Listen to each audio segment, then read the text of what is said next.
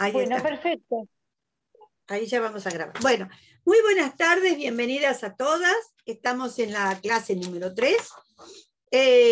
Hoy tenemos una compañera nueva a la que le damos la bienvenida, que es la alumna Griselda Rebollo. Así que le damos la bienvenida y esperamos que lo pase bien. Soy Angélica, que fue la que me ayudó para que pudiera ingresar, porque me parecía que ya era demasiado tarde para entrar. Pero bueno. Claro, no, pero te digo, este curso da esa particularidad. Lo que pasa es que las inscripciones de PAMI estuvieron muy mal hechas, porque antes eran la universidad quienes las hacían. Y las de PAMI mezclaron las universidades y no pusieron lo que nosotros pusimos en los cursos tampoco todo.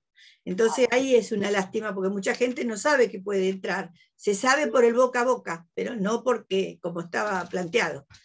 Porque hay cursos que sí son correlativos, como los de idioma, o cursos que van siguiendo un guión, una temática. Este no, porque son todos temas puntuales. Entonces, lo pueden ver antes, después. Es correlativo. No es correlativo, entonces no es problema. Sí. Inclusive, esta estamos en la parte 2. La parte 3, acá hay alumna, está Karina, ¿no? Karina, vos estás haciendo la parte 3 en la Universidad del Sur. Sí, yo también hago la parte 3, sí. Claro, en la parte 3, que son otros temas completamente distintos, en la Universidad del Sur. También se pueden anotar. En la Universidad del Sur lo doy los martes de 6 a 8. Es el horario también. Así que bueno, por si a alguno le interesa. Bueno, vamos a ver para presentar el temario de hoy. El curso se llama Orígenes, Historias y Mitos de la Comida Argentina. Estamos en la segunda parte. Nosotros hoy vamos a ver un tema muy lindo, que es muy cotidiano, es un alimento muy cotidiano y que nos gusta mucho, y que a veces se dice que es, digamos, patrimonio del varón, no de la mujer. Cosa que no es así. Lo que pasa es que esto viene de épocas inmemoriales y son mandatos que han quedado, pero hoy en día la mujer lo hace tal cual el hombre. Estamos hablando vamos a hablar de la historia del asado. O sea, el asado, que es el plato típico nacional nuestro. Vamos a ver los orígenes, la introducción en el Virreinato del Río de la Plata, vamos a ver la evolución del consumo, vamos a ver los tipos de asado, las parrillas con su historia, las parrillas de Capital Federal y de Bahía Blanca. Hay un programa muy lindo, no recuerdo si es TN, hay dos programas muy lindos. Uno que es La nieta de, en el Gourmet está, no, este está en el Gourmet. La nieta de Sarabia, uno de los cantantes de los chalchaleros, que se llama Las Fuegas, y ella convoca a mujeres a hacer todas cosas con fuego. Entonces está muy interesante porque utilizan parrillas, chulengos, todo tipo de donde se pueda encender el fuego. Realmente está muy lindo cómo lo hacen, porque es muy dinámico el programa, muy lindo, y todas personas generalmente son salteñas, con muchos saberes de cómo cocinar, de cómo manejar el fuego. Y eso, digamos, desmentiría que el fuego es solamente, o sea, el asado es algo patrimonio del hombre, ¿no? También cuando hablamos del asado, ustedes verán que cuando alguien hace un asado, se pide al final un aplauso por el asador. Y acá, sin entrar en el colectivo feminista, ni mucho menos, muy lejos de eso, vamos a ver una realidad, a ver qué nos pasa todo en nuestras casas. Cuando nosotros hacemos una comida elaborada, vamos a poner, por ejemplo, a mí me gusta hacer lasaña, y bueno, la lasaña tiene muchos pasos, porque a mí me gusta hacerla con panqueque, hago los panqueques primero, hago el relleno de la espinaca con la ricota por otro lado, hago el jamón y queso por otro lado, hago la salsa blanca, hago la salsa boloñesa. Cuando uno va a sumar horas, son muchas horas, sin contar los mandados previos, ¿no? Que hay que aprovisionarse de todo eso. Y parece ser como que es una cosa normal. Uno lo pone en la mesa, en 10 minutos no quedó nada. Y el aplauso lo está esperando. A lo sumo dirán, uy, qué rica que salió. O te salió mejor que el anterior o te salió peor. Y bueno, ese es el mito que hay con el asado con el hombre. Porque si ustedes se ponen a pensar, generalmente, en la mayoría de las casas, no en todas, pero en la mayoría, cuando el hombre hace el asado, la ensalada, ¿quién la hace? La mujer, la esposa. ¿Quién pone la mesa? ¿Quién pone la bebida? ¿Quién levanta la mesa? ¿Quién lava los platos? Y así puedo seguir una serie de pasos, ¿no? Entonces hay un mito con el hombre, porque ya esto viene desde épocas remotas. O sea, esto viene desde la creación del hombre. El hombre cuando salió a cazar... Apaguen los micrófonos, por favor.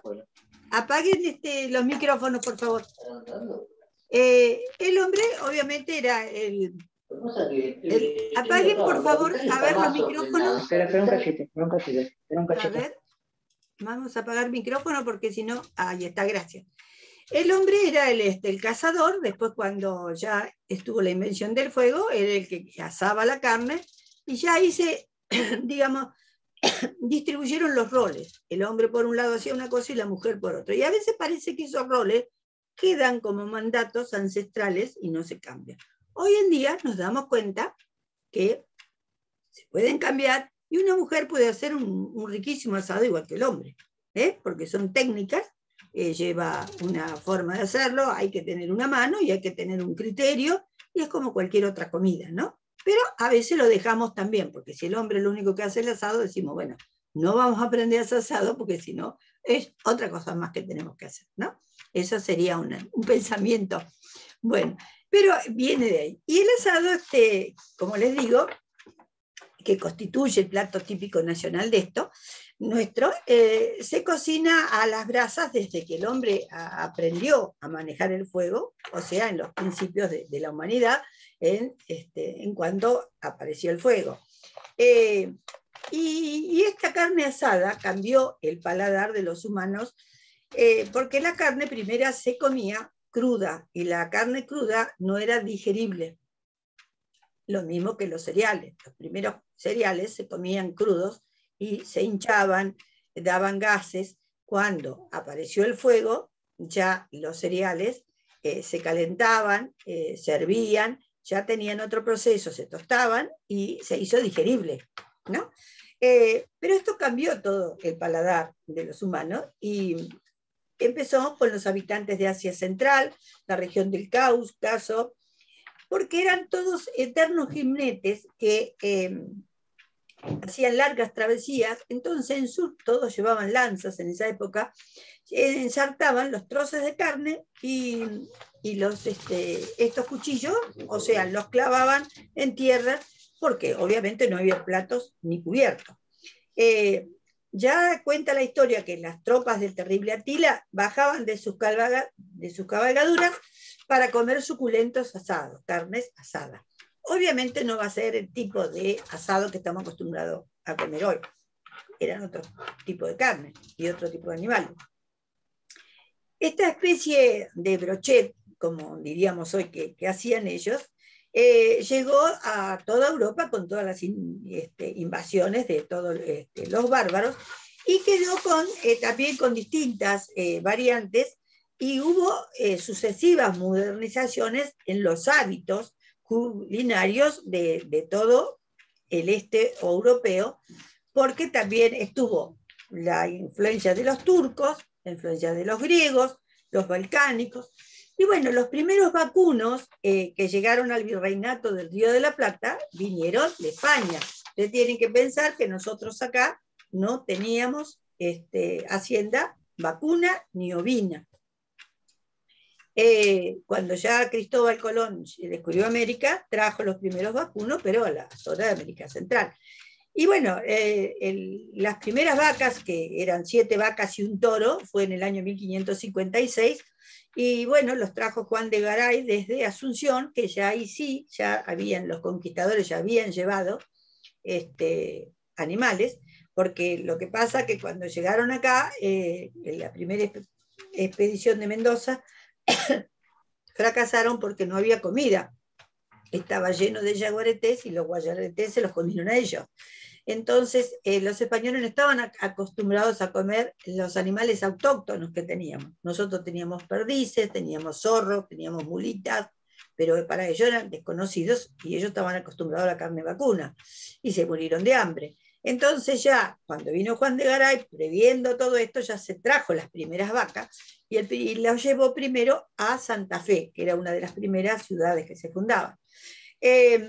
La especie se llamaba Bostarius, y en la segunda fundación de Buenos Aires también estas vacas llegaron desde Asunción, y también otro de los conquistadores, Irala, empezó a traer y empezaron a esparcirse, estaban desperdigadas por toda la pampa, que claro, ofrecía un pastizal, condición natural muy importante, y también al haber tanta gramínea y tanto humus, satisfacían todas las necesidades de esta especie, que eran el ganado vacuno.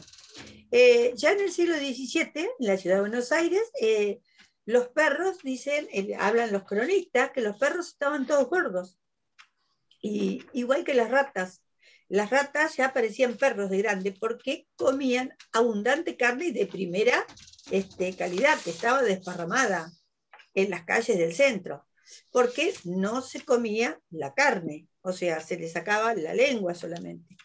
Entonces, a final del siglo XVIII se llenó de ganado vacuno en toda la pampa húmeda y teníamos 40 millones de cabezas. Bueno, no eran propiedad de nadie, pastaban libremente, se reproducían libremente y cualquiera podía cazarlas. En esa época se decía cazar las vacas. Ellos tenían una condición, que cada persona podía cazar 12.000 vacas, no más, ¿no? Y los historiadores dicen que fue una suerte que se impusiera eso también, porque si no, el día de hoy, ¿qué hubiera sido si no se hubiera empezado a comer todas las partes de la vaca? Porque se hubieran seguido reproduciendo de tal manera que hubiera sido terrible. Asimismo, nosotros es un país que tenemos un problema con la capa de ozono por los gases que emiten el ganado vacuno. O sea, imagínense lo que hubiera sido si estos seguían reproduciéndose así. Y bueno, estos cazadores sacaban el cuero y el sebo, que era lo único que tenía valor comercial. La carne no se vendía, se desperdiciaba toda. Y bueno, el primer comprador de cueros fue obviamente Inglaterra. Ustedes si ven un poco o en las películas o en la historia, todos esos baúles y toda la marroquinería tan fantástica que tenía Inglaterra era con los cueros nuestros. Ustedes habrán visto obras maravillosas de baúles de cuero espectaculares, que eran todos para las cortes, ¿no? Bueno, la carne se desperdiciaba todo, los gauchos cocinaban las carnes sin cuerearlas directamente. Ellos se sentaban sobre la cabeza de las vacas, de la osamenta, digamos, alrededor del fuego, hacían un hoyo con el facón, porque el único instrumento que tenía el gaucho era el facón, nada más. Y ellos comían a punta de facón. Los trozos de carne los comían, o sea, casi crudo y sanguinolientos, y los sacaban de las brasas. ¿Esto por qué? Porque no había maderas. Acá en América no había todavía maderas. Entonces, ¿qué pasaba? Para alimentar el fuego, lo único que tenían eran los cardos, eran huesos o la bosta de animales. Y eso, o sea, cuando hacían el fuego se consumía muy rápido. Entonces los trozos de carne grande o la vaca entera, como hacían con cuero, no se cocinaban, entonces eran muy sanguinolientos. Cuando llegaron los ingleses y vieron eso, estaban horrorizados por cómo comían, porque los veían que comían la carne como cruda. Y ellos, al traer el carbón, porque nosotros tampoco teníamos carbón, ya se empezó a hacer, digamos, a utilizar el carbón, y cambió el gusto por la carne. O sea, los gauchos empezaron a comer la carne bien, digamos, o sea, más cocida, ¿no? Hay hay una nota cuando vino el naturalista Charles Darwin acá a la Argentina, en uno de sus viajes, relata, a ver que se los voy a leer, a ver si lo tengo acá, sí. Está muy interesante lo que dice porque él queda deslumbrado, ¿no? Por lo que ve.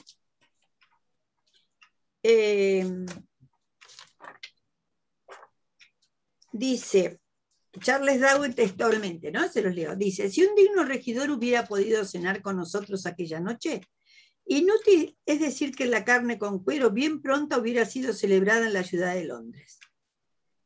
Claro, él quería decir que la carne era de muy, muy buena calidad, pero el grave problema que tenía era que no sabían cocinarla, porque no estaban los elementos. Entonces, él veía que con obviamente que al traer después el carbón, la carne resultaba mucho más rica. En aquellos años todas estas vacas deambulaban a montones en nuestras pampas, como les decían, y se iban reproduciendo cada vez más. Y bueno, se exportaban grandes toneladas de cueros, y los vacunos esto alcanzaban cifras siderales en las tierras, y las reses, como decía, no eran propiedad privada, no era de nadie, y era un sustento, digamos, le llamaban manducable para los gauchos, porque no tenían ni labranzas ni crías. Ni criar animales, así que el asado se impuso como plato, porque era nomás matar una vaca y comerla, nada más. No era como cuando hay que cultivar un cereal que lleva todo. Eso era en esa época. Hoy en día, si vemos cómo se cría un animal, todo el proceso de un animal cambió distinto. Hoy no está libremente una vaca pastando y ya está lista para el consumo. No, hoy hay vacunas, hay una serie de protocolos antes de tener esa vaca, digamos, para afanarla. Ya los curas franciscanos que habían venido a hacer las construcciones de las grandes iglesias que tenemos hoy en la Argentina, ya les daban de comer asado, porque ellos ya sabían que al tener tanta proteína le iba a dar fortaleza para el trabajo duro que tenían que hacer. Y las reses casi enteras se ensartaban en una estaca de hierro, o sea, en forma de cruz. Ese sería el origen del asado que tenemos con cuero. Y bueno, las vísceras y achuras se desperdiciaban, todo iba tirado. Se hacían ya chorizos y morcillas, porque los españoles ya tenían las técnicas de cómo hacer esta manufactura, sabían mucho de charcutería, y ellos rellenaban el intestino grueso, o sea, lo que hoy le llamamos tripa gorda, del animal con carne molida, especias y sangre, lo que hoy vemos en los chorizos, ¿no? También se aprovechaba la parte del matambre, pero todo lo que fuera las achuras que llamamos, o sea, los chinchulines, las glándulas, el corazón, los riñones, era un banquete para los perros, para todos los esclavos y los pobres de la ciudad.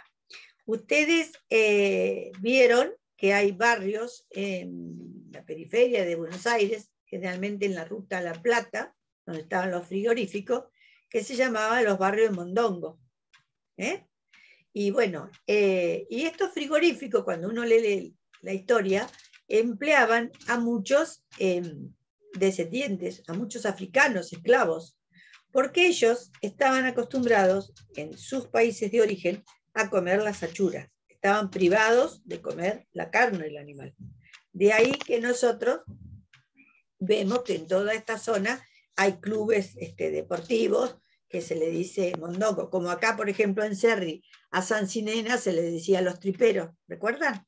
Que cada uno tiene en base a la comida. Hay formas de decir peyorativa hacia una persona de color oscuro que se le dice el negro mondongo.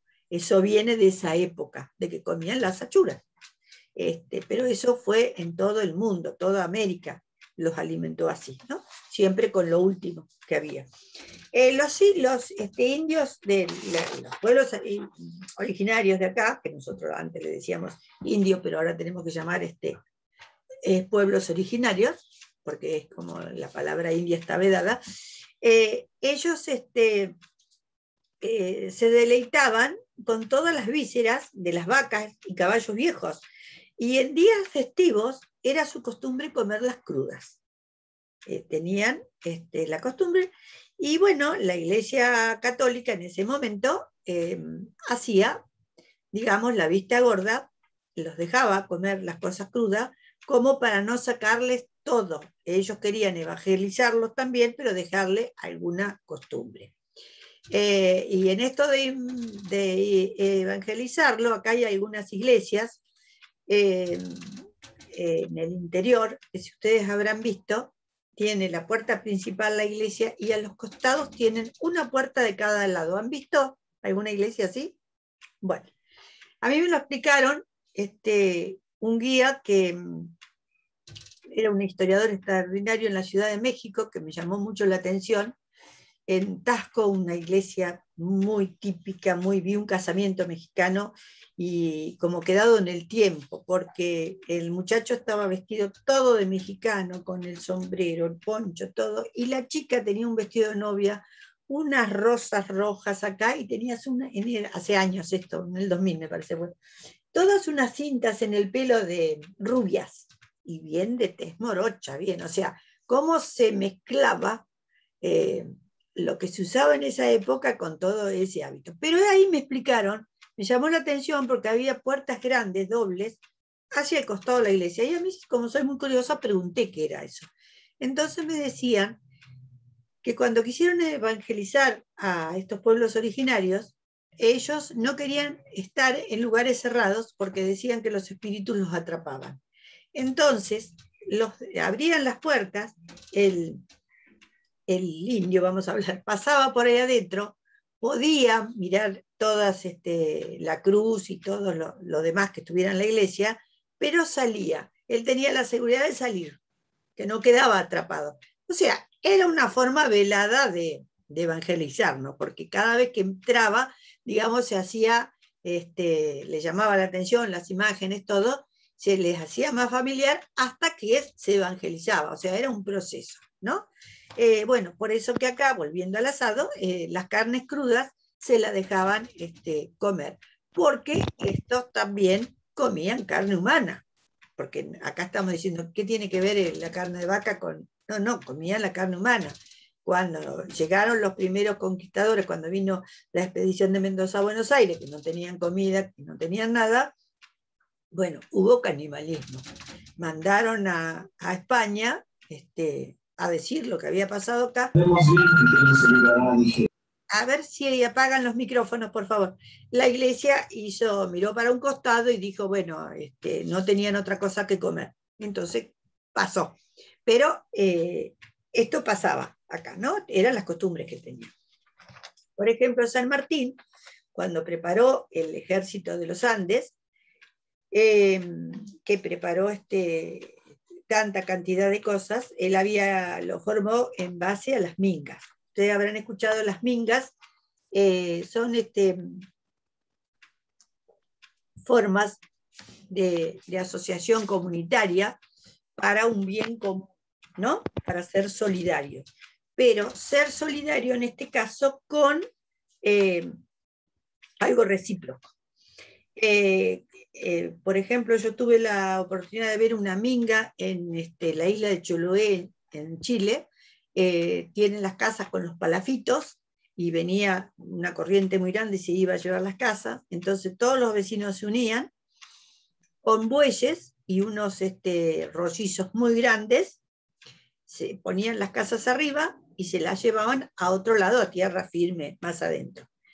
El que había solicitado la minga, que sería la ayuda, ese tenía que dar la comida y las bebidas.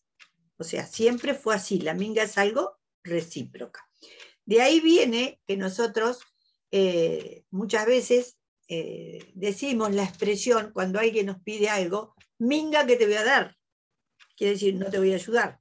Pero es una expresión que cuando yo pregunte y ustedes prueben de preguntar, a ver si alguien sabe qué es una minga, porque realmente no se sabe lo que es una minga.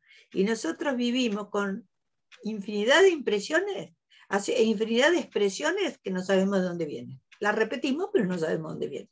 Y bueno, San Martín hizo este sistema de mingas, porque no tenía plata, el gobierno no le daba plata para hacer el ejército. Entonces, ¿qué hizo? Todos los trabajos de relía, de talabartería, fundición, todo lo hizo con paga de minga. Entonces, ¿qué hacía? A la noche hacía fogones nocturnos, asaba vaquillonas en cruz, así, y con mate y aguardiente mendocino. Ese era el pago, ¿no? En el caso de la esposa Remedios de Escalada, hacía la minga con las mujeres. Las mujeres iban a coser, cosieron todos las modistas cosían todos los uniformes, los ponchos, tejían todo lo que fuera, bordaron las banderas, todo. Ellas las reunían en grandes salones y les daba té de muy buena calidad y les daba todo tipo de masitas que no estaban al alcance de muchas. Muchas eran las famosas picarones que tenía de la Perichona, que era de la época de... la Perichona era la amante del virrey Liniers, pastelitos con todos dulces de fruta, y bueno, ese era el pago, esa era la minga. O sea, San Martín lo hacía con el asado. Rosa también fue otro prócer que fue un hábil asador, bueno, él fue hábil para todo, él leía mucho, era una persona muy culta, él asaba costillares enteros, y también se mimetizaba con todos los gauchos comiendo a punta de facón. Y él presidía el festín que hacía, y hacía un círculo regado con mate y al final ginebra holandesa, que obviamente la traía de contrabando. Entonces, ¿qué pasaba? Ese círculo que se hacía alrededor del asado, que él lo vio, cómo los gauchos se reunían alrededor del fuego, él lo siguió implementando, porque era un ritual que le daba resultado. Y si uno hoy se pone a pensar, en muchos asados que uno ve, la gente se pone en círculo. Es un ritual que fue pasando de generación en generación. Rosas, aparte de destacarse que era un excelente asador, como leía mucho, claro, los deslumbraba, era una especie de fascinación que ejercía con esa gente. Esa gente, imagínense, eran analfabetas, no conocían nada, no conocían las ciudades, no conocían nada, porque el gaucho se formó, está en la franja, desde las afueras de Capital hacia la primera línea de los indios, de los pueblos originarios. Entonces, imagínense, estaban a la deriva. Él les preparaba una comida romana, o sea, de la época de los romanos, porque, como les digo, leía mucho. Él hacía un estómago relleno. Hacía matar la vaca, le sacaban el estómago, lo lavaba, lo rellenaba con galleta o dura o pan para remojarla, en leche, con sal y bastante perejil y la cebolla salteada en grasa. Todo ese relleno lo ponía en el estómago de la vaca, lo cocía con tientos y vuelta en unos hierros encendidos, en unos hierros con fuego abajo. Realmente los demás quedaban azorados de ver esa forma de cocción y empezaron a difundirse esa forma de cocinar el estómago de la vaca. Él lo hacía era como un premio en las guardias nocturnas que hacían los mazorqueros. ¿Ustedes se acuerdan? Cuando terminaban todas sus achurías, digamos, terminaba siempre en asadores con asados copiosos, fogones, donde les daban el té y la ginebra para comer. Todos comían a punta de facón. Por eso viene el dicho que nosotros lo decimos muchas veces y tampoco sabíamos de dónde venía, cuando dice, uy, esto está tan rico que está para chuparse los dedos.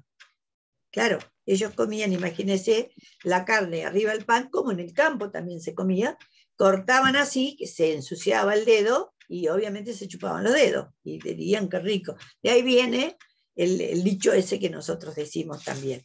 Y bueno, esto pasa porque esto proviene de una época que la única vajilla que tenía era el facón al momento de comer, no había otra forma. Cortaban los trozos de carne y se comían así con la mano. Y claro, cuando venían los viajeros, que venían embajadores o comerciantes de otros países, claro, de Europa, imagínense, venían y realmente les llamaba mucho la atención. Y ellos veían, imagínense la cantidad de extensión de tierra, la pampa tan inmensa que era, las grandes cantidades de vacas que se veían pastar, y ellos veían que los gauchos no tenían, no hacían nada, no tenían trabajo, iban deambulando de un lado a otro. Los que estaban, cuando ya Rosas empezó con la estancia, la primera estancia que tuvo, que es los Cerrillos en San Miguel, San Miguel del Monte, que de ahí viene, que le puso a su tropa los Colorados del Monte. Los ingleses decían que la abundancia es amiga de la pereza, porque nadie preparaba comida, todos los gauchos comían el asado, la carne, nada más, no había otra comida, no tenían, y tomaban mate. Y ellos hacían una medición que decían que mientras que en Londres un milor comían, supónganse, 200 libras de carne comían 200 milores, acá comían 8 gauchos. Entonces ellos veían que era como un desquicio lo que hacíamos nosotros, porque obviamente tenían otra cultura. Lo que pasa que también en la época que acá se hacían las vaquerías, quedaba toda la carne, como les digo, tirada en medio del camino. Entonces todo el mundo en Buenos Aires, que se hacía lo mismo, cuando empezaron, que ya lo vimos, lo de los saladeros, quedaban la carne tirada y se comía y era gratuita, porque realmente se aprovechaba el cuero nada más y el tasajo, la parte para tasajo. Y acá el gaucho lo único que tenían eran que habían heredado, esto sí los heredaron del pueblo originario, las boleadoras, que hoy en día cuando hablamos de las boleadoras, todavía esa técnica, digamos, se sigue. A ver que se me cayó el mouse. Ahí está. La técnica esa todavía se sigue de las boleadoras y tenían lazos y cuchillos, pero todo eso con una destreza muy grande, porque obviamente, bueno, eso lo heredaron del indio, ¿no? Que el indio tenía todo eso. Y otra forma que tenían de comer la carne asada eran, sacaban el mondongo con toda esta grasa que se junta alrededor, lo prendían fuego y cuando estaba bien encendido eso, lo metían en una vaca que la habían despanzurrado, despanzurrar se dice el corte ese, digamos, longitudinal, la despanzurraban, le metían ese fuego adentro, ese mondongo en llamas, y la dejaban 2 días hasta que el animal se asase. De esa forma el animal se iba asando. Claro, a nosotros nos parece mentira, porque no estamos acostumbrados a eso, pero de esa forma comían. Y comían toda la parte de adentro, y la carne se comía sola, no se comía con guarniciones. A veces usaban el zapallo, que el zapallo lo calentaban al lado del fuego, o sea, si pensamos que el fuego que era muy pobre porque no tenía tantas calorías, el zapallo estaba bastante duro, eran los zapallos, lo que hoy conocemos, si uno ve la foto, son los tipo cabutia, y quedaban medios sancochados, no era una cosa que era asado como lo podíamos hacer hoy a las brasas. Y también el ajo. El ajo eran las cabezas enteras, les cortaban un poquito la punta y las ponían ahí entre las brasas. La brasa se hacía muy rápido, pues no es como hacemos hoy la brasa de carbón. Y bueno, era la comida de ellos. Lo que pasa que la clase ya alta, el ajo no se consumía. En Buenos Aires el ajo no se consumía porque dejaba mal aliento y dejaba olor en las manos. Entonces, en las clases altas no se confundía. Hasta que llegaron las inmigraciones. Cuando vino la inmigración italiana, imagínense si vinieron con todo el ajo encima.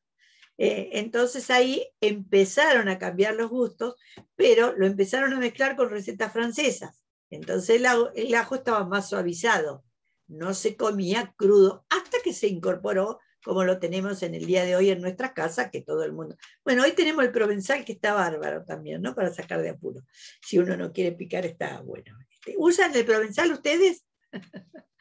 Porque es algo interesante para usarlo, sí, la verdad. Y ahora viene un ajo de Alicante que da un resultado espectacular. El de Alicante está espectacular. Así que no, bueno. sí, a ver, reduce los tiempos, de repente en el que estamos Reduce haciendo los otra tiempos, cosa. uno lo hace, sí, sí, es bárbaro. La verdad que es bárbaro. Y bueno, ellos comían todo ese tipo de cosas. Hay un programa muy lindo, que no sé si ustedes lo vieron, es para verlo, del historiador Balmaceda. Los dan los viernes por TN a las 10 de la noche. Ya dieron la historia de qué se comía en el año 1852, cuando estaban preparando el Congreso para la Constitución de 1853. Muy interesante el programa, muy lindo. Y ahora el último que dieron fue sobre el asado. Lo pueden buscar en YouTube, que se llama Cosas Ricas, el programa. Bueno, está muy interesante. Ahora él hizo la parte del asado, también estuvo muy lindo. ¿Alguno lo vio? ¿Lo pudo haber visto el programa? Bueno, ¿qué te pareció? ¿Qué les pareció? Lindo, ¿no? El programa. Muy interesante. Está muy interesante cómo va dando todo. En el primero estuvo muy lindo el menú de los 7 pasos, cómo comían 7 platos diferentes. Y ahí encontré una perlita, que en la otra universidad encontraron 3 personas la misma perlita que encontré yo.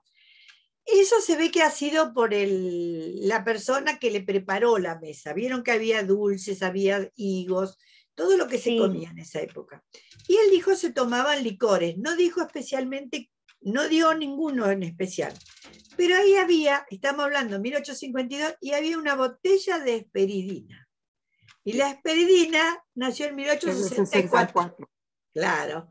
Bueno, eso fue algo que debe haber sido alguno que le gustó y dijo, bueno, ya que está, ponemos esto que queda lindo, ¿no? Era la única botella que tenían.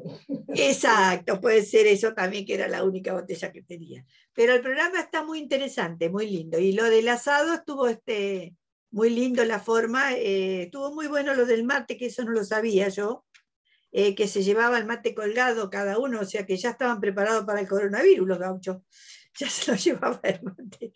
O sea que nosotros tendríamos que andar con el mate. Bueno, pero ya barbijo, lente y mate es mucho para nosotros. Como los uruguayos.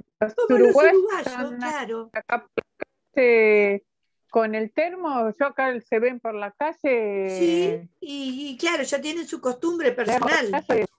Sí, tienen su costumbre, ¿no? Y la verdad que está bien. Yo digo que mirando esas cosas, uno ve que a veces uno va un poquito para atrás. Porque cuando vimos, a ver si ustedes recuerdan, cuando vimos la historia del té, del emperador que descubrió el té, que eran 5 siglos antes de Cristo, ella hacía hervir el agua. Estamos hablando 5 siglos antes de Cristo. Él la hacía por seguridad, no tomaba agua que no era hervida. Entonces decimos, después es como que nosotros nos relajamos tanto que después tenemos que volver para atrás. Y bueno, con el mate pasa lo mismo. Esa costumbre, como cuando hablamos de la leche, que en Corrientes ponían una jarra y un vaso para todos los comensales, y se llenaba y se iba tomando de a sorbo. Miren qué antihigiénico, qué tremendo para los virus, las enfermedades, porque una gastroenterocolitis, una cosa así, se contagiaría como nada, una angina, cualquier tipo de cosa virósica. Y bueno, es así. Y el gaucho llevaba esa particularidad. Yo pienso que también puede ser, si uno lo ve desde otra mirada, como un orgullo del mate, como algo de él. Como él no tenía nada, el tener el facón y el mate era como el símbolo, lo que lo representaba. me da la sensación que también podía venir por ese lado, ¿no? Podría haber sido. La Por la China, fiebre amarilla, ¿no? ¿Cómo? ¿No era la época de la fiebre amarilla o algo de eso? ¿No? No, después fue en la época de la fiebre amarilla, que sí, bueno, pero la fiebre amarilla vino en la época que lo vimos de los saladeros, al estar toda Claro. la sangre contaminada del riachuelo, que se contaminó todo el riachuelo, la gente también tomaba agua de ahí. Y ahí vino claro. la fiebre amarilla, que fue tremendo. Lo que hizo la fiebre amarilla fue tremendo. Por eso que a veces uno tiene que aprender un poquito de lo que ha pasado para ver lo que nos pasa ahora, ¿no? Claro. Que en definitiva tenemos que seguir cuidándonos. ¿No? Y bueno, Sí. Sarmiento, por ejemplo, cuando viajó a Estados Unidos, él vio, claro, imagínense una vida totalmente distinta, una dieta totalmente distinta. Y realmente él quedó maravillado de ver cómo se comían verduras, que acá las verduras recién las empezaban a traer. Acá lo primero que vino a la zona de Buenos Aires, que sería la zona de San Fernando, toda esa zona, eran los cítricos y los duraznos, porque los duraznos se trajeron los españoles también, para contrarrestar el charqui, que el charqui era tan salado y tan duro. En esa época la gente se moría y no se sabía por qué, porque no había todavía médicos y no había mediciones como hoy en día. Bueno, después los estudiosos se dieron cuenta que la gente se moría de hipertensión, porque era tremenda esa sal concentrada comiendo mediodía y noche eso, imagínense la sal que acumulaba el cuerpo. Entonces trajeron los duraznos, por eso nosotros vemos en las recetas de la carbonada que se le agregan duraznos. El durazno contrarresta ese salado, digamos. Eso ya viene también, ya viene de Europa, en la Edad Media, cuando se hacían los jamones que se curaban en sal, también la gente se moría y no sabían de qué se moría. Se morían de hipertensión directamente, era un ataque y listo, pero no se sabía qué era. Los médicos empezaron a ver que si se les cortaba una rebanada grande de melón, la acuosidad del melón contrarrestaba. De ahí viene la costumbre que hoy comemos melón con jabón y no sabemos por qué la comemos tampoco, ¿no? Porque es así, son cosas que comemos y no sabíamos de dónde venía. Pero realmente era Yo lo eso. como Bueno, porque es riquísimo, no sé de dónde viene, pero si me preguntás por qué lo como, porque es riquísimo. porque es riquísimo, pero a veces uno se pregunta, ¿viste? No tenés idea de dónde viene. No, No, seguro. no decís, ¿quién se le ocurrió combinar este jamón con melón? A ver, ¿quién se le ocurrió? Bueno, se le ocurrió un médico, obviamente, ahora ya sabemos. Bueno, ahora vas a poder contar. Sandra, podés ya contar lo del melón con jamón. Y bueno, Sarmiento, cuando vio que se comían tantas verduras, quiso introducir esa costumbre en la Argentina. Vieron que Sarmiento trajo muchas cosas acá en la Argentina, y lo que me queda de Sarmiento, que cuando terminó la presidencia, se tuvo que ir a vivir a la casa de la hija, porque se dio cuenta que no tenía casa él. Él no tenía casa, y no tenía plata para comprarse una casa. Así que se fue a vivir a la casa de la hija. Bueno, los historiadores dicen que él, digamos, se preocupó tanto por sacar un país adelante, de hacer una cosa nueva, que se olvidó de sí mismo. Por eso terminó viviendo con la hija, ¿no? No le quedó otra forma. Discúlpame, No hija, ¿Cómo? Sarmiento tenía una hija mujer. Sí, murió con una hija que Sarmiento era adicto a los pepinos, le encantaban los pepinos, pero los pepinos le hacían mal.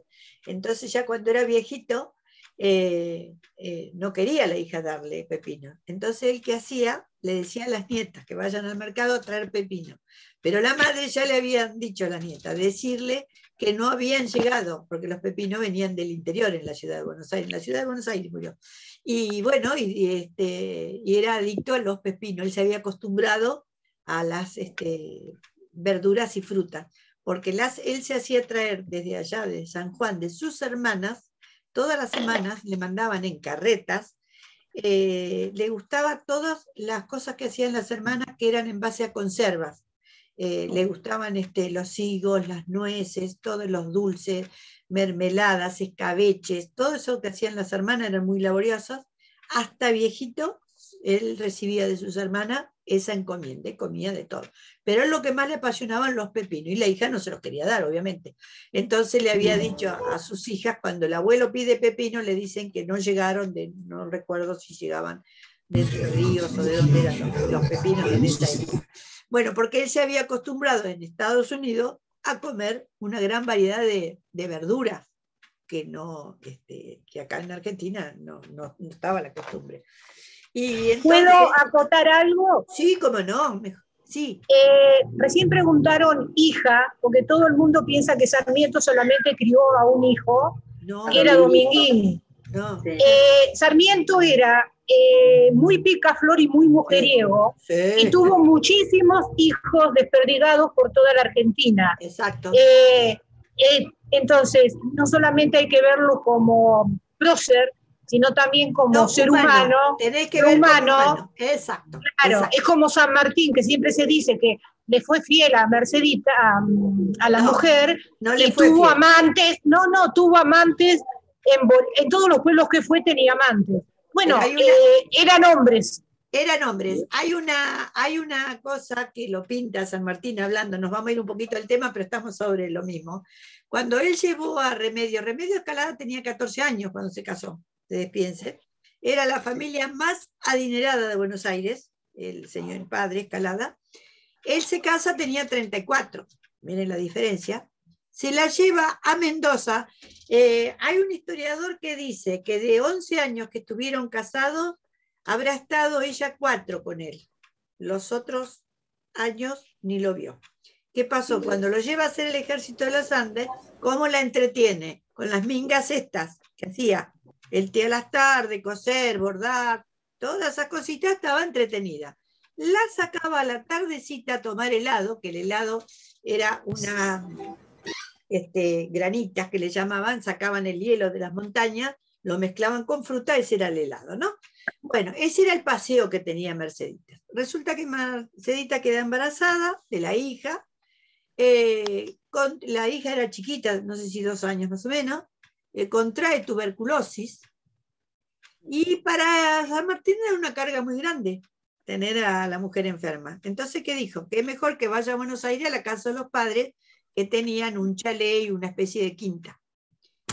No tiene mejor idea que mandarla en carreta con José Cepaz, que era su directo amigo, para custodiarla, porque tenía el problema de que los vándalos en el camino, porque iban desde Mendoza a Rosario, y de Rosario tenían que bajar a Capital. Entonces, en esa época los saqueos eran tremendos. Realmente ya estaba todo incipiente, lo de unitario, federal, eso estaba, la guerra civil y ya estaba. Bueno, entonces ella estaba tan mal que le pide a un carpintero que le haga un cajón. Ella viajó con un cajón, un ataúd, por si se moría.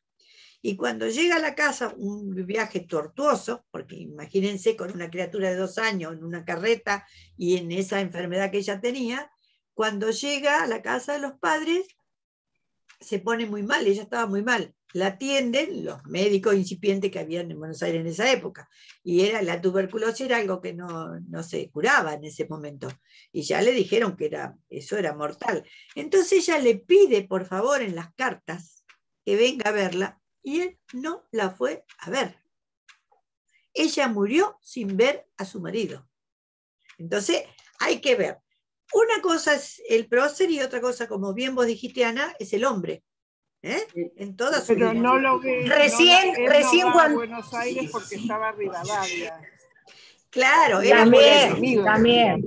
Pero y cuando él regresa exacto. a Buenos Aires, va al cementerio y le hace poner una lápida, una inscripción que dice, mi esposa, mi amiga, cuando en realidad fue poco esposa y poco amiga. Ni fue amiga. Después, la mayoría tuvo amantes, la mayoría de los hijos, pero hijos por doquier, hay hijos por doquier. Sarmiento tuvo una historia muy grande cuando hablamos de la ambrosía, y siempre lo relacionamos con la comida, porque Sarmiento era muy goloso, comía mucho y le gustaba mucho. Además dice que era muy atractivo en cuanto a la manera de tratar a las mujeres, así como hablan de Menem. Claro, así como dice. Feo, Sí. era seductor. Así como dicen de Menem, que resultó atractivo para las mujeres que tenía en su época, Sarmiento también lo fue. Era lo mismo, claro, porque él, por ejemplo, decía que en 100 años iba a haber mujeres, tenían que haber mujeres en los cargos públicos. O sea, era una forma de dorar un poco la oreja, ¿no? Era la forma. Pero él tuvo la historia, él, por ejemplo, con la ambrosía, que es esta crema de vainilla que heredamos de los españoles, nosotros. La crema, nosotros ya la vimos en una clase, la crema de vainilla, él era tan exquisita, le gustaba tanto, que lo hacía una de las hijas, y allá en San Juan, y él le puso ambrosía por la exquisitez, porque era un elixir, que eso venía de las deidades griegas, era lo máximo, entonces de ahí quedó ambrosía. ¿Qué se hacían con tanta cantidad de yemas? Eso venía de los conventos de España, donde los frailes hacían el vino y clarificaban el vino con claras. Sobraban tantas yemas que las monjas hacían estos postres. Bueno, y él con la ambrosía era loco con ese postre, pero cuando se escribió el Código Civil, que fue Dálmaso Vélez Arfield que hizo el Código Civil, la hija fue su secretaria. Y llamó, como era amiga de Sarmiento, llamó ¿cómo se llama? Llamó a Sarmiento porque tenía buena forma de escribir, sabía dar, digamos, bien el texto a lo que él quería poner en cada ley. Vélez Arfield no sabía, digamos, redactar. No encuentro A ver, si podés apagar el micrófono, Cristina, porque no podemos escuchar. Bueno, entonces, ¿qué pasaba? Llaman a Sarmiento. Y bueno, entre ley, inciso y párrafo, se enamora de la hija, pero él estaba casado. Y se enamora de la hija de Vélez Arfield y tiene relación, y el padre hace la mirada para un costado, porque al padre le convenía que Sarmiento siguiera redactando las leyes, ¿no es cierto? Y cuando se va, Sarmiento sube a presidente gracias a ella, porque ella, cuando él estuvo en Estados Unidos, ella le hizo toda la campaña política, ¿no? Y seguidores y todo, cuando lo recibió con bombos y platillos, lo proclamaron presidente. Y siguió él, porque se intercambiaban cartas en Estados Unidos, aunque él en Estados Unidos ya estaba con otra también, ¿no? Que la otra no quiso venir acá a Argentina porque decía que era tierra de salvajes. Claro, él contaba las cosas acá, la otra norteamericana dijo, ahí no me voy a meter. Bueno, entonces, ¿qué pasa? ¿Cómo se mandaban las cartas? Miren la picardía.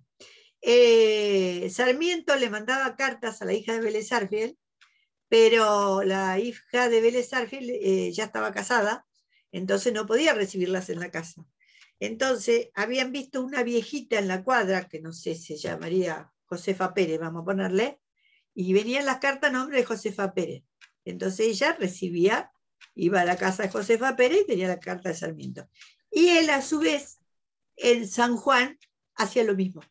Cuando él ya después, cuando tenía que ir a San Juan, era en la casa de donde había un chico, y el chico era el que le daba las cartas que venían de la hija de Vélez Arfield. Así que bueno, y una de las cosas que les apasionaba comer juntos, por eso volvemos a la comida, era la ambrosía. Así que miren cómo el amor andaba por ahí, por todo, el adulterio y todas las cosas. A mí me gusta mucho la colección, no sé si ustedes han leído, yo la tengo la colección completa de Balmaceda, de los libros, donde dice Corazones y Espadas, todas las historias, es toda la parte de historia social y toda la parte de la vida de cada uno. Bueno, son unos libros hermosos porque ahí desnudan y ponen al prócer como un ser humano que es, con todas sus cualidades y con todos sus defectos, como tenemos todos. Lo que pasa que en este caso, cuando hablamos tanto de San Martín, eran personas idealistas y prevalecía era un fanatismo hacia libertar el país, América, todo lo que fuera, pero habría que ver todo lo que se dejaba de lado también. Hoy en día, ¿qué queremos para nuestros hijos? Que tengan una familia, que tengan un trabajo, pero que cuiden a los hijos, que estén... Hoy tenemos otro ideal. En ese momento era ese ideal. Las mujeres también las casaban porque las casaban y que se enamoraban de esos ideales. No se daban cuenta que después quedaban solas, ¿no? Porque no les duraba nada el ideal. Ellos querían concretarlo. Así que bueno. Y volviendo a Sarmiento, quiso traer las verduras de Estados Unidos y todos los empezaron a llamar el come pasto. De ahí venía el apodo que tenía Sarmiento, el come pasto. Así que bueno, vamos a hacer un parate con el asado que vamos a pasar lista. ¿Cómo vamos, Griselda? ¿Te dormiste ya o no? ¿Noemí se durmieron ya o no? Que no las veo. Nada, pero no veo, escucho. Me levanté para abrir la puerta que venía uno de los chicos a buscar empanadas. Ah, bueno. Bueno, pero ya vas a ver la clase grabada entonces. Bueno. No, fue un segundo nada más. Bueno, perfecto. No, fue con la historia de todos los próceres y aparte he leído Balmaceda, así que me encanta. Y viste que los libros del y hay dos libros hermosos también que me gustan mucho, que es que ya leí uno, el otro lo estoy terminando, el de López Rossetti, el doctor López Rossetti, Historia Clínica. Sí. Habla de distintos personajes con la historia clínica. Entonces uno ve las enfermedades que tenían en base a su personalidad. Está espectacular. Y bueno, ahí uno ve San Martín que tenía insomnio. San Martín tenía como 10, 15 enfermedades distintas en base a su personalidad. Sarmiento tenía otras, cada uno tenía lo suyo. Bueno, vamos a pasar lista.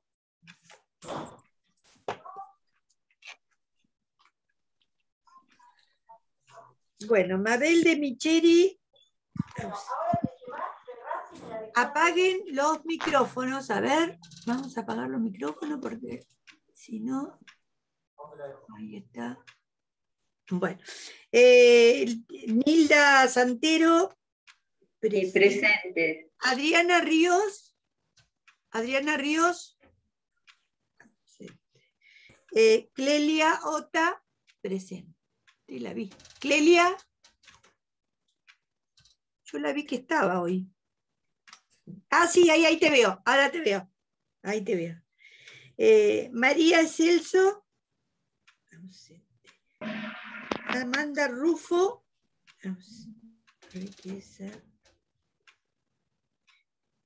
Julio César Domingo Llagues. No vino. Elisa Mancilla. Presente. Patricia Bestreman, ¿está bien? ¿Cómo lo dije? Sí, perfecto. Graciela Lira. Graciela Lira. Nelly Freire. María Elena Savi. Presente. Karina Hasanovich. Presente.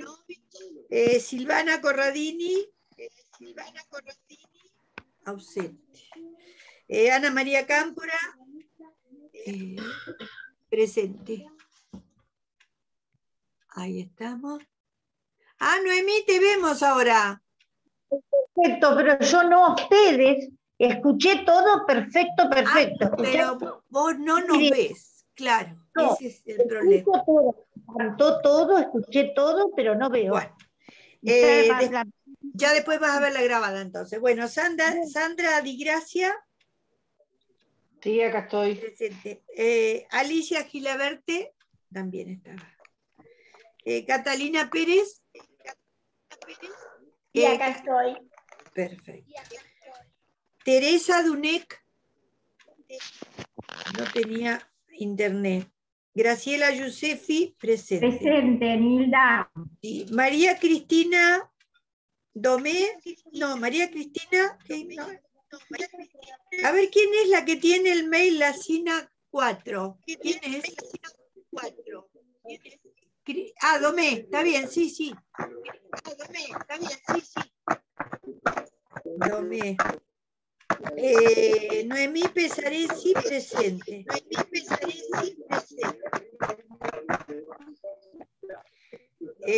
Nilda García, ausente. María Cristina Rebuñal, presente.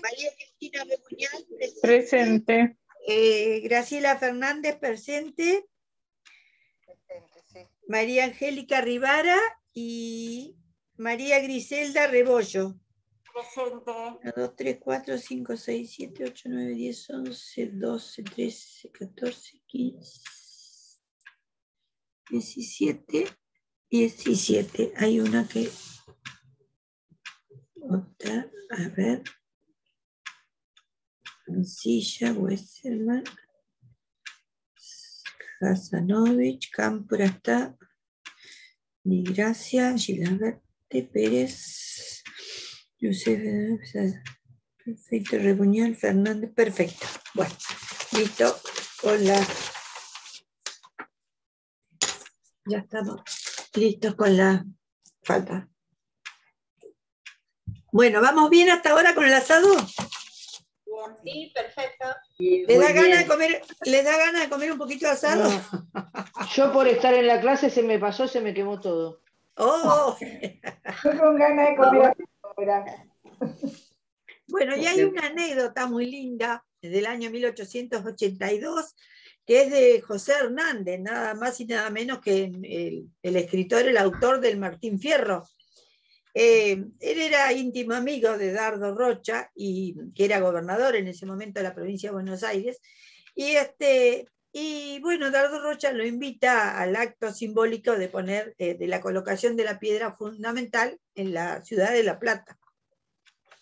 Entonces lo invita y le dice que organice un asado, porque iba a invitar a todos personajes de Buenos Aires. Entonces manda un tren especial con todos estos invitados, que eran de primera fila, tenían que ser famosos, periodistas, empresarios,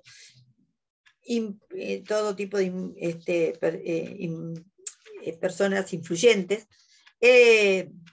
porque colocaban la piedra fundamental. Entonces eso quería tener contactos con esos, era una forma, digamos, de presentar a la sociedad de la Ciudad de La Plata, la futura Sociedad de La Plata.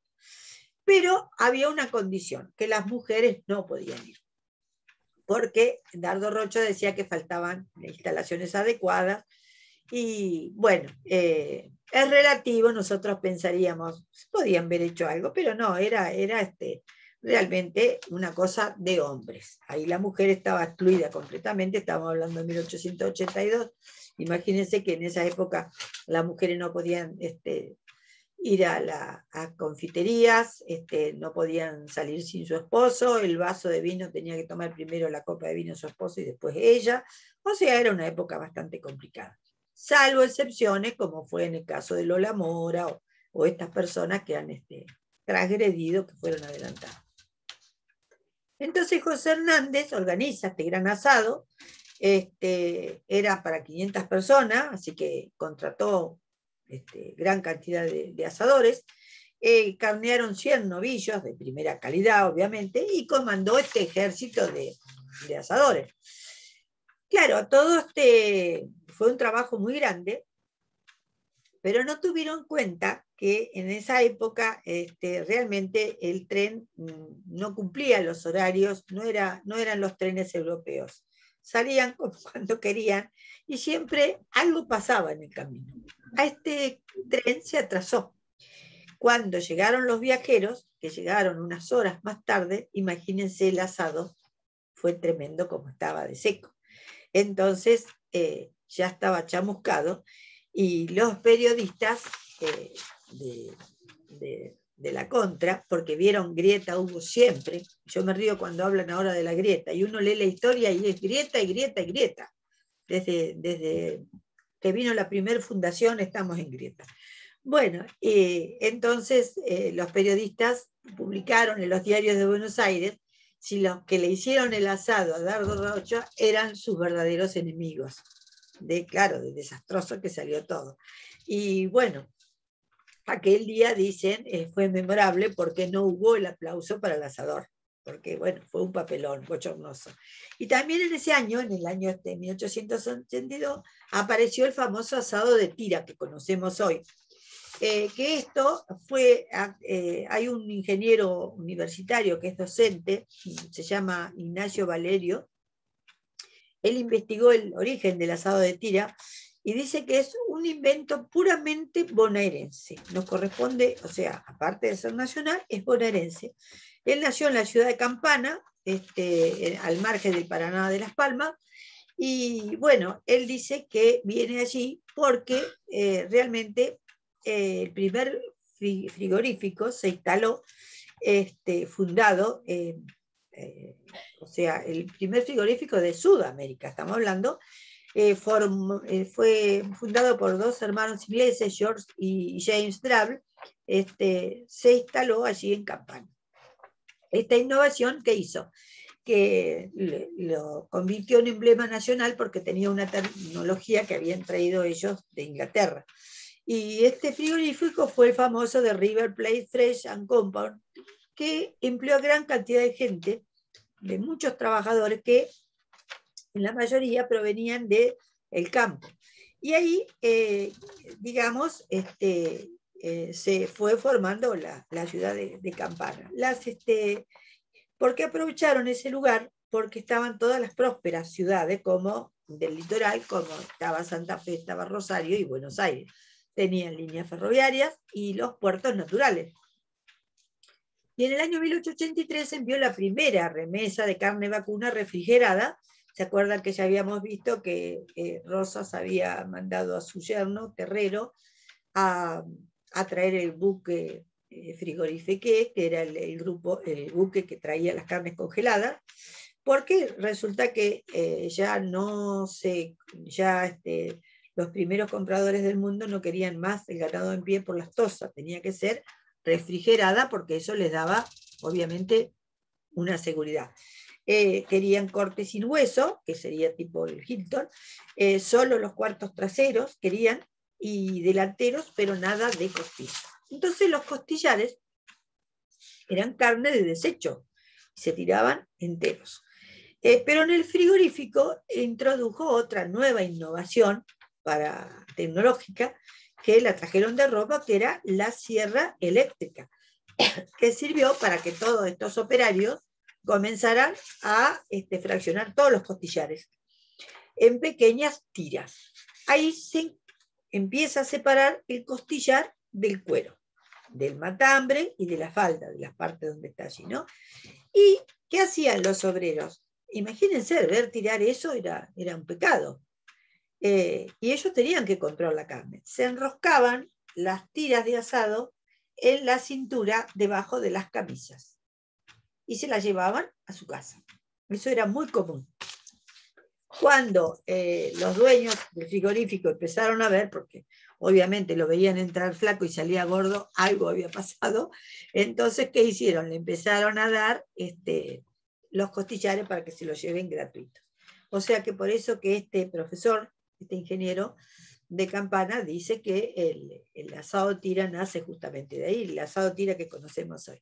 Y bueno, esta aparición de la sierra eléctrica, que imagínense usted fue una cosa importantísima para lo que fue Argentina, marcó una diferencia conceptual entre el asado y el asado de tira, una diferencia. Y salió de la modalidad, digamos, campera, que venía del gaucho, a la actual, o sea, lo que nos diferencia, que no tiene cuero, que antes la carne se comía con cuero y ahora con cuero. Y en Campana, ahí empiezan, a través de esta sierra, a diferenciarse los cortes. Yo tengo una lámina muy linda, que después se las voy a mandar, a ver si la pueden ver de cerca, que es todos los cortes de la carne. La vaca está dividida, a ver, en parte la alcanzan a ver, y cada parte de la vaca es el nombre de Sí, se ve perfecto. Del corte de carne. Y esta está muy linda porque, por ejemplo, explica los métodos sugeridos de cocción sería horno, picada, cacerola, plancha, sartén y parrilla. Y vamos a tomar una al azar. Vamos a poner el bife ancho, y el bife ancho se puede hacer, dice, a la plancha, al horno o parrilla. La verdad que es muy didáctica, una lámina hermosísima. Y esta me la dieron, que ahora no voy a recordar el nombre, una parrilla en Buenos Aires que está en calle 25 de Mayo, está en el microcentro, y yo no sé si es Sarmiento o una de esas, no me acuerdo. O sea, al retirarse uno le daban esta lámina, y la verdad que está espectacular por la forma de verlo. Disculpa, Nilda, mirá lo que tengo yo. A ver, sí, no sé si lo alcanzas y a debe ver. ser, a ver, me parece que es la misma, claro, me parece que es lo mismo, claro, porque esos Claro, son los... en la vaca. En la vaca, es eso. Esta es la que tiene vaca, o sea, la particularidad que de cada trozo te dice en qué forma podés cocinarlo, cosa que nosotros ya sabemos, más o menos vamos haciendo. Pero está muy interesante, sí, sí, porque es una forma de ir sí, viendo. tengo todos igual también, están todos.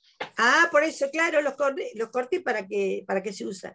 Y bueno, pero había que esperar hasta el año 1890 que aparecieron el libro, ¿se acuerdan? De Juana Manuela Gorriti, que es La cocina ecléctica, este libro que es tan lindo, que incluía el asado, en este libro incluye el asado, explicando cómo trozarlo, condimentarlo y cocinarlo. Y ella habla, que ahora les voy a leer, los churrascos nutritivos, que eran para estómagos débiles y niños en dentición, y por las propiedades que tenían este asado. Y realmente está muy lindo porque hay que situarse en el año 1890. Cuando uno lee estos textos, tiene que salir un poquito de esta realidad y ir para atrás, porque obviamente. Y ellos dicen que los churrascos, esto lo dice una señora de acá de la provincia de Buenos Aires, que era Mercedes Torino de Pardo, dice, más de una vez he sonreído oyendo dar este nombre a retazos de carne medio asar en la plancha o en la parrilla y servidos sangrientos horripilantes. Habla de los churrascos. Dice, el verdadero churrasco, bocado exquisito para el paladar, nutritivo para los estómagos débiles y de calidades maravillosas para los niños en dentición, helo aquí cual hasta hoy lo saborean con fruición sus inventores, los que poseen el secreto de la preparación de la carne, los gauchos. Se le corta cuadrilongo con 3 centímetros de grosor en el solomo o en el anca de buey o cordero, se le limpia de pellejos, nervios y grasas, se le lava con agua fría, se le enjuaga con esmero, se le da un ligerísimo sazonamiento de sal, se le golpea en la superficie con una mano y se le extiende sobre una cama de brasas vivas bien sopladas. Al mismo tiempo de echar el churrasco al fuego, se hace al lado otra cama de brasas vivas en la que cuando comiencen a palidecer los bordes del churrasco, se le vuelve con presteza y se le extiende del lado crudo, apresurándose a quitar del otro las brasas en heladería. O sea, lo hacían a las brasas directamente. Pues basta que el corto tiempo de esta operación para que el churrasco esté a punto. Este asado se sirve sin salsa, lo que le quitaría el apetitoso sabor que le da el contacto inmediato del fuego. Los niños en lactancia gustan con delicia la succión del sabroso jugo que con la lengua, los labios y la presión de sus tiernos dientecitos arrancan el churrasco. Me pareció muy interesante porque está muy lindo la forma que lo dice, y hay algo que nos llegó, me parece, porque cuando teníamos hijos chicos, nosotros le dábamos de comer churrasquito. ¿Ustedes se acuerdan que lo hacíamos? Pero Le dábamos y lo chupaban. Y lo chupaban. Era una cosa. Acá la diferencia... Pero no se acuerdan el aparato. Sí, El aparato, yo me acuerdo que mi abuela tenía como un prensador. para sacar el jugo, Para el como jugo. un prensador, Exacto. y para el jugo y nos daban eso, era un aparatito como para romper nueces, así que ponían la Exacto. carne, Sí, mi abuela lo hacía, y No, apretaba sí. y nos daba esos sí, churritos. sí. Yo no lo tuve, pero me acuerdo de darle el pedacito de churrasco para que... Sí, eso era muy común. O sea, mire que estábamos hablando de 1890 y lo hacíamos nosotros, ¿no? O sea, cómo pasaron los años y uno la costumbre la sigue. Y a principios del siglo XX los gauchos cambiaron toda su forma de vida porque tuvieron que integrarse a la matriz productiva y comercial del país, porque se mudaban a las ciudades llevando estos secretos culinarios. Ustedes vieron que cuando el gaucho el primer cambio que tuvo fueron las estancias, se empezaron a trabajar en las estancias, y después empezaron a emigrar a la ciudad de Buenos Aires, los que pudieron. Ya en el año 30 empiezan las primeras parrillas en Buenos Aires con tiras de asado, y digamos, la primera difusión data del año 30 del Negro Gonzaga, que era el cocinero de la Nación. En el otro curso que damos, tenemos toda esta historia. Él había visto que pasaba algo, que venían los estancieros y no podían comer el asado porque la gente de la ciudad tomaba el asado como algo de campo, algo rural, y la aristocracia eso no lo quería. Entonces, ¿qué hizo? Él puso un restaurante en Palermo, en la zona de Palermo, con manteles blancos, vajilla inglesa, cristalería de Italia y manteles bordados de Bruselas, o sea, la paquetería total, y puso la parrillada. En vez de hacer el asado con cruz, como venía del campo, la parrillada con lo que conocemos hoy con el infiernillo. Y claro, entonces ahí los estancieros y los ricos podían ir a comer, porque era un restaurante de lujo, era la forma de innovar, y ahí se empezó a difundir la parrilla. Y en el año 50, en el gobierno del general Perón, la parrilla tuvo, digamos, el apogeo más grande, porque pasó a ser un artefacto que era infaltable en todas las casas. Estaban en el terrenito, estaban en el baldío, en la terraza, donde sea, por el número también de carnicerías que había. Empezaron a venderse mucho. También allí empezaron los graves problemas, porque cuando la carne se tenía que exportar y se tenía que aumentar el precio de la carne, imagínense, era una cuestión política, como decía el presidente, no coman carne, cuando antes los indujo a comer carne y acostumbrar que todo el mundo comiera el asado del domingo, porque ya los albañiles, por ejemplo, que en todas las obras estaban acostumbrados a comer un guiso o un puchero, habían pasado al asado, pero al ser caro, le sacaba el gobierno eso. Entonces, siempre hay un plan B, y el plan B fue cuando salió, que ya lo vimos nosotros en el otro curso, en el curso 1, cuando salió el libro de Eva Perón, que era La Papa, que había mucha superproducción de papa, entonces se empezó a hablar que la papa tenía las cualidades más grandes de la historia. Y se sacó un libro que por el Ministerio Agrario, de Asuntos Agrarios, firmado por ella como autoría, que después con los años se dieron cuenta que las papas están a la valcarceña, a la normanda, al gratin, eran recetas sacadas de libros de chefs franceses. Los mismos nombres lo decían. Cuando uno va a las recetas, estas recetas están a nombre de chefs franceses, eran copiadas, no eran originales. Bueno, y que para que pudieran comer algo de carne, ¿qué salió a relucir? Que decía que la comida preferida del general Perón era el pastel de papas. Entonces, ¿qué pasaba? Se utilizaba, la gente podía comprar la carne, pero era la picada, que era uno de los cortes más baratos. Y entonces así se dejaba el asado, digamos, se conformaba con eso. Como una forma, digamos, de la gente de vivir. Hay mucha gente que vive a través de otra gente y del éxito de otra gente, o copiando las cosas de otra gente. El pastel de papa era una cosa que estaba en todas las casas, porque si el general lo comía, ¿cómo no lo voy a comer yo? O sea, era una cuestión de verticalidad. Y el pastel de papa proviene de Inglaterra, que le llamaban pastel de campo. Ya venía de Inglaterra. No es que se inventó acá en Argentina. Nosotros lo tenemos como nuestro, pero viene de allí. Y bueno, entre estas, tal es así que cuando el general Perón, cuando es la revolución, el 16 de septiembre, la revolución libertadora, que él se va a la cañonera, que había una cañonera paraguaya en el puerto, porque él un año antes ya veía que iba a haber una revolución, o sea, que lo iban a destituir, entonces había que buscar exilio. Todos los presidentes dicen que tienen ya como, digamos, un salvoconducto con un país determinado para poder salir en caso de una sublevación, una cosa así. Bueno, el general Perón un año antes había hecho esta transacción con el gobierno de Stroessner, de Paraguay. Pero el gobierno de Stroessner, todo tiene un precio, obviamente. Le pidió los trofeos de la guerra del Paraguay, que estaban en el Museo de la Nación.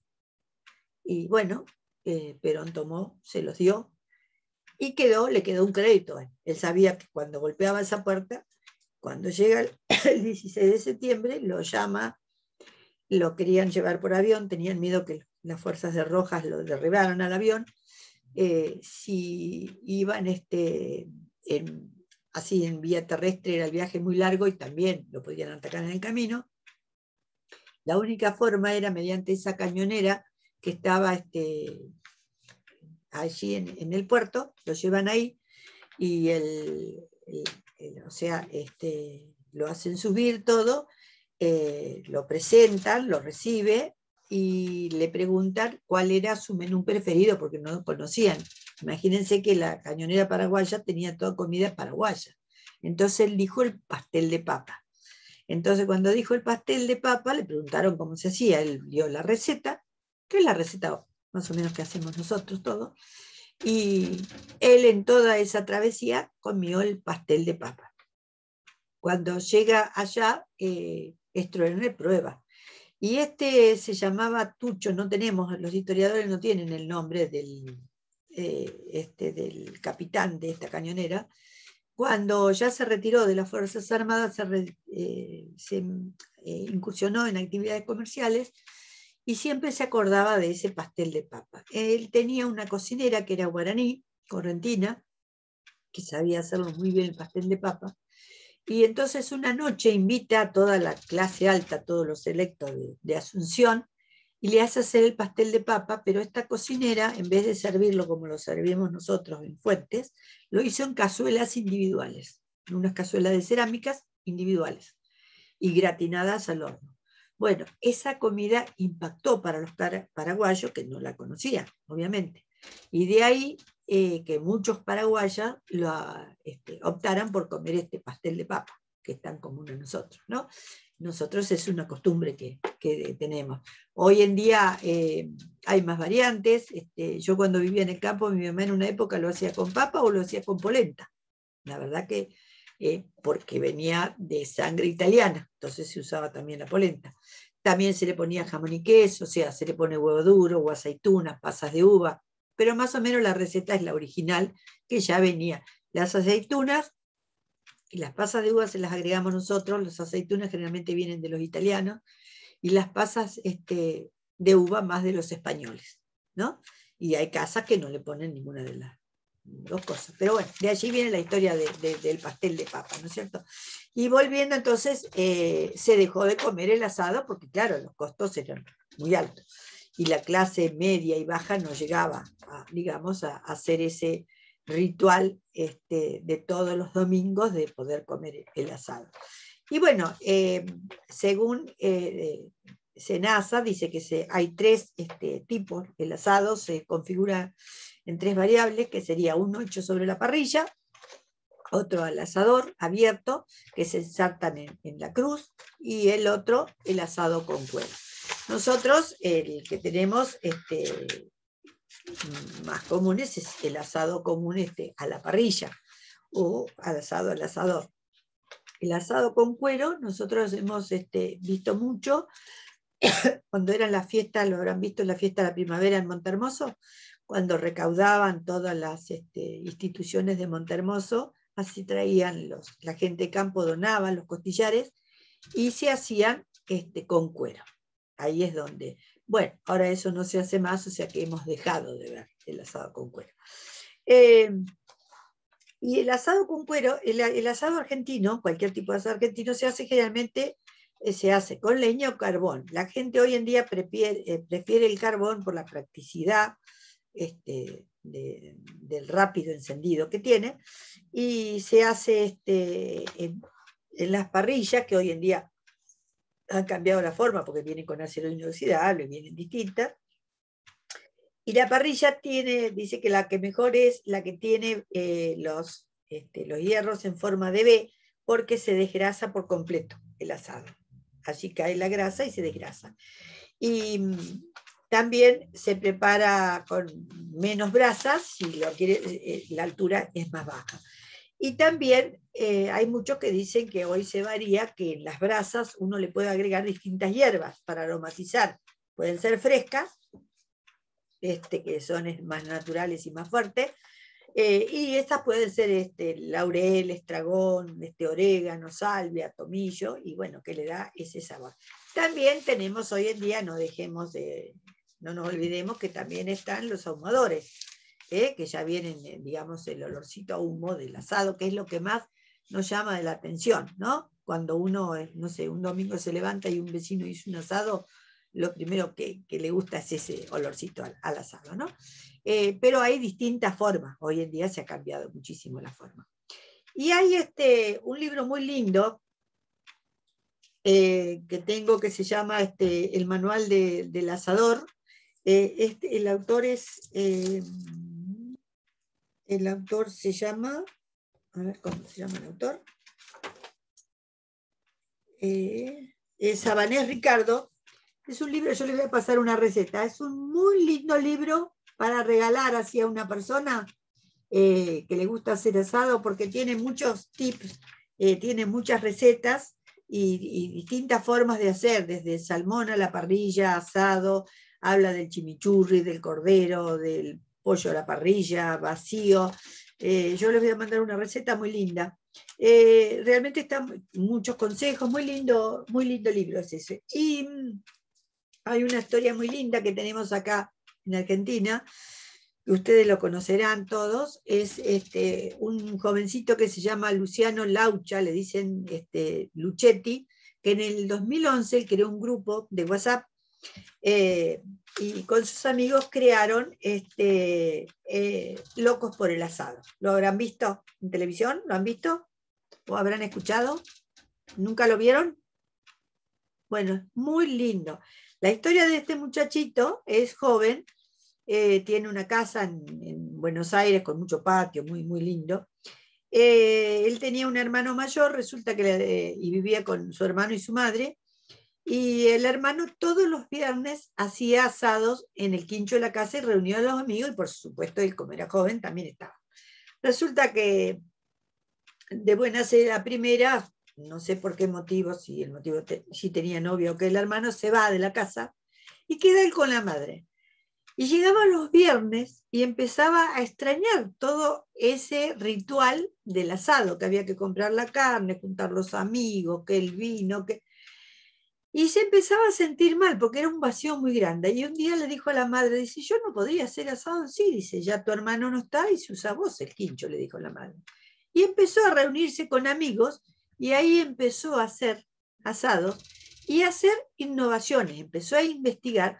Bueno, pero hace unas cosas que es de maravilla, porque hace rellenos de carne de todo tipo y asados en todas formas. Lo hace en chulengo, al asador, en cruce, en la parrilla, lo que fuera. Y bueno, ellos empezaron a subir las fotos y las preparaciones al Face, y fueron tal fenómeno que armaron un canal de YouTube, tuvieron programas hasta de televisión, y fueron hasta a un mundial del asado donde ganaron.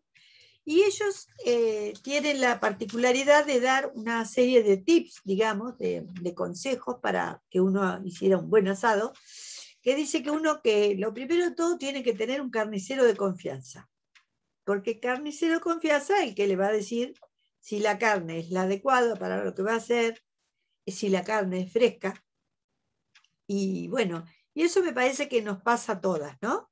Cuando uno va a la carnicería de alguien conocido, a mí me pasa, yo tengo la suerte que vivo pegada al lado de una carnicería, una sucursal de Los Cuñados, y bueno, soy clienta de tantos años, y por ahí voy a comprar algo y me dice, no, más vale vení mañana. Cuando me dice vení mañana, yo ya entendí lo que me está diciendo. La carne está allí adelante, pero no me la vende.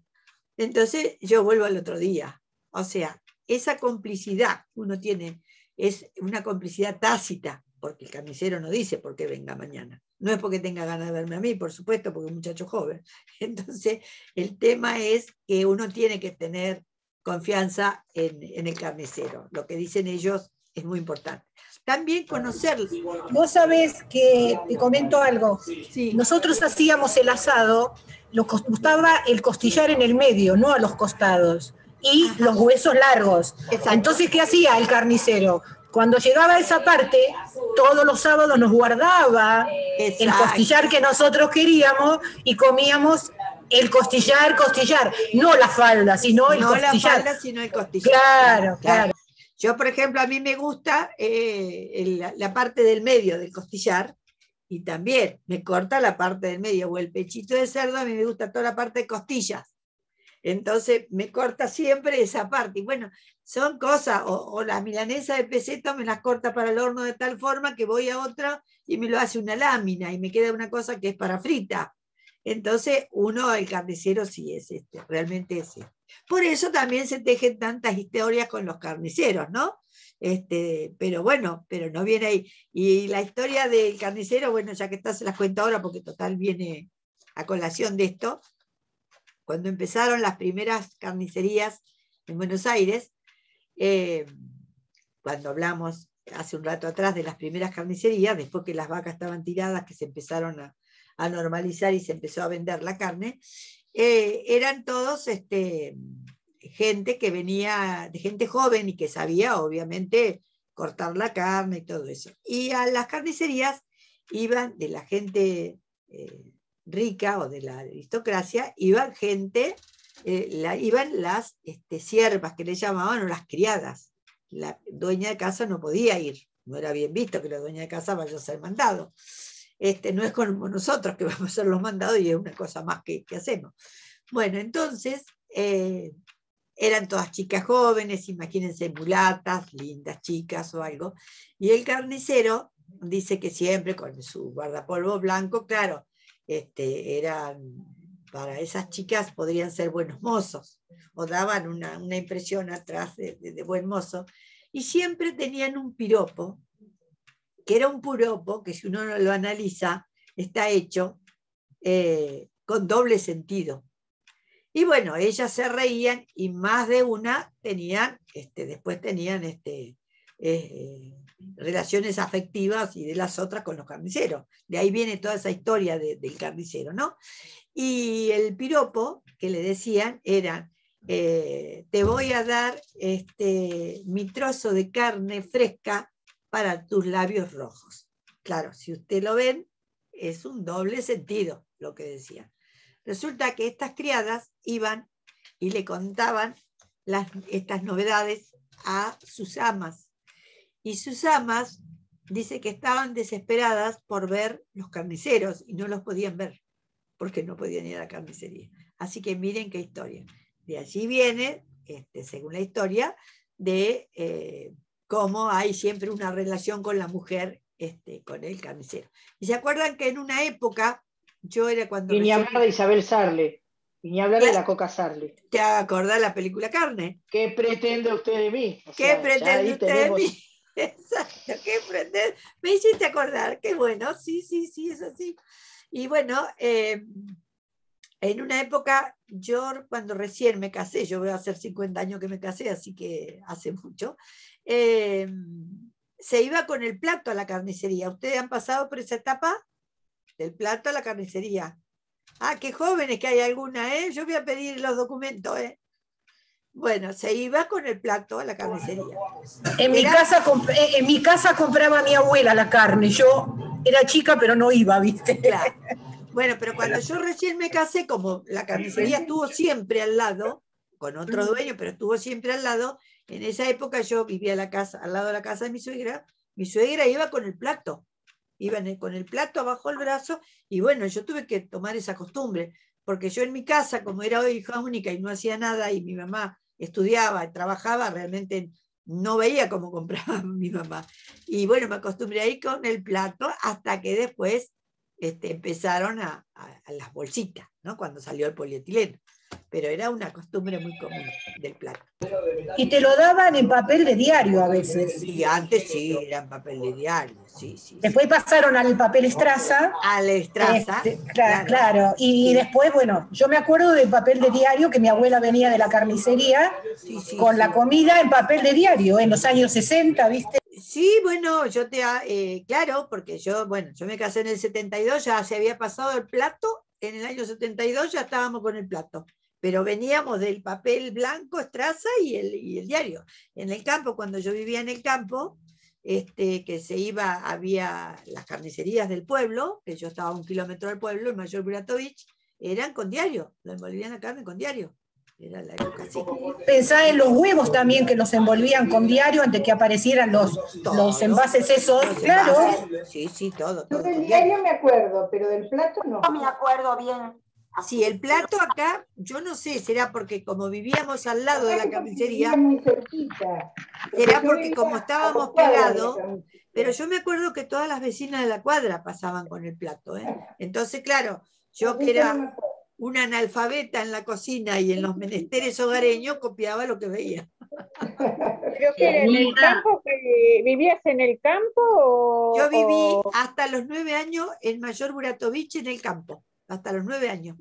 Ah, por eso ibas con el plato. No, acá en la ciudad. No, yo acá, en Bahía Blanca, yo vivo en Villa Mitre, que serían 15 cuadras del centro, ¿no? Para ubicarse. Enfrente de la plaza vivo, bien enfrente de la plaza. Al lado había un mercado que después se convirtió en carnicería, pero siempre hubo carnicería. Y ahí es donde yo vi la costumbre del plato. Ahí en esa época, en el año 72. Por eso no sé en otros barrios. No tengo idea. Hilda, dice mi esposo que está mirando que el Indio Rico, el papá tenía carnicería y iban con el plato a buscar ¿viste? la carne. Claro, porque van a creer que vengo a la prehistoria yo. No. Dice que era costumbre que las señoras iban con el plato a buscar la carne. Sí. ¿Quién me habla? ¿En qué año fue eso? Y en el año 72 me casé yo. ¿Sí? 1972. ¿Y vos en qué barrio vivías? ¿Yo? Sí. ¿En Buenos Aires? Pero vos estabas en Buenos Aires, claro. Y ahí estaría capaz la diferencia. Y otra cosa, Hilda, otra cosa, dice mi esposo, que las clientas que compraban los huevos y no tenían en qué envolverlos, los llevaban en el delantal. A los huevos. O sea, los ponían en el delantal, arrollaban el delantal y así se llevaban los huevos a su casa. Mirá vos. Eso hacía mi abuela. Sí, eso sí. Bueno, en el campo se juntaba, mi abuela juntaba los huevos así en el delantal, ¿eh? Claro, en el campo. En el campo iba el gallinero y los ponía todavía así. Yo de eso también me acuerdo. Sí. Claro. Casa también hacían eso. Claro. Y bueno, son costumbres. Lo que pasa que Buenos Aires, acá era una ciudad más chica. Ustedes piensan que nosotros somos 300.000 habitantes, obviamente las costumbres son más pueblerinas, eran más pueblerinas. Ahora, bueno, con la televisión, con todo, estamos, digamos, más parejos. Pero antes las diferencias se notaban, ¿no es cierto? Bueno, también Luchetti dice que hay que animarse a probar los cortes, también, y que la bebida siempre tiene que ser el vino tinto. Para acompañar el asado es inexorablemente el vino tinto, tiene que ser Malbec, Merlot o Cabernet Sauvignon. Son los vinos que hacen el perfecto maridaje, digamos. El asado, pues, dice, pueden hacerlo con leña, carbón, y se adapta a la preparación y a la costumbre de cada persona. Pero lo que ellos remarcan más, que el asado es un acto de paciencia. El asado es tiempo de nada, dice, tiempo de disfrutar. Y lo que se dice que el comensal tiene que esperar al asado. El asado no tiene que esperar al comensal. Yo en eso disiento, porque a mí me parece que cualquier comida pasaría lo mismo. Si uno amasa tallarines caseros y los hierve y los prepara bien, y le llegan a la media hora o a la hora, esos tallarines se siguen cocinando, lo tenemos que recalentar. ¿O estamos de acuerdo o no? Sí. Me parece que es así también. Cualquier comida tiene que esperar al comensal. El comensal tiene que esperar a cualquier comida. Exacto, yo me parece que es así también. Bueno, pero el asado, por eso ahí entra el mito del asado. Y el Día Nacional del Asado es el 11 de octubre.